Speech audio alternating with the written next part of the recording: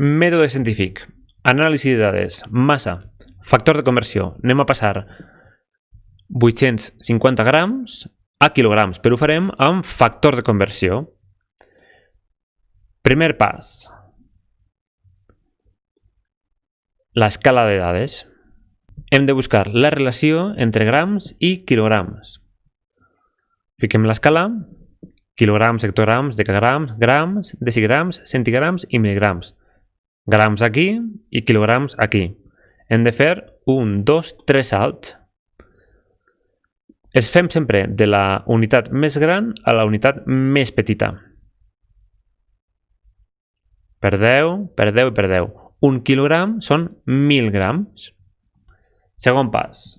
El valor que volem passar, 850 grams, i fiquem una fracció.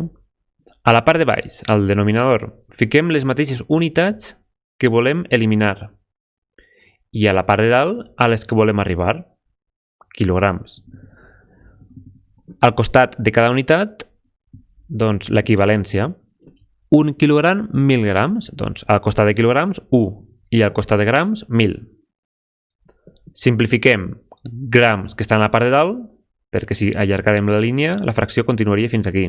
Grams que estan a la part de dalt i grams que estan a la part de baix se'n van. 850 per 1 dividit entre 1.000.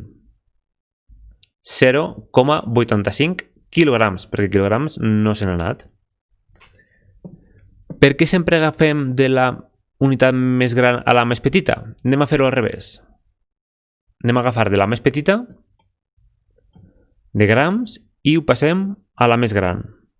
També se pot fer, però els càlculs són una miqueta més complexes. De la més petita a la més gran hi ha 3 salts, a l'igual, però com anem cap amunt, hem de dividir. Equivalència. 1 gram seran 0,001 quilogram. I fem el factor de conversió.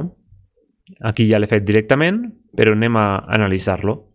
850 grams, en la part de baix grams, al igual que així, i en la part de dalt quilograms, al igual que aquí.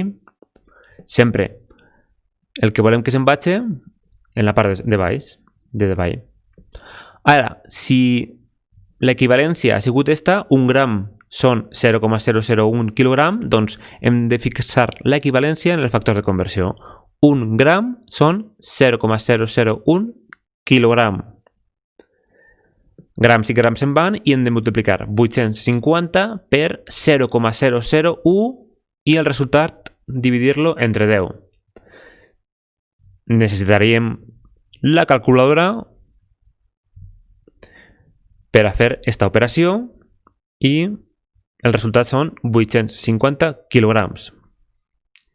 Quina diferència hi ha entre el que hem fet a dalt i el que hem fet a baix? És el mateix, però és molt més simple doncs treballar amb aquest tipus de números que números decimals. Per tant, a partir d'ara, sempre, quan fem un factor de conversió, us recomano que agafeu de la unitat més gran a la més petita per a establir la equivalència.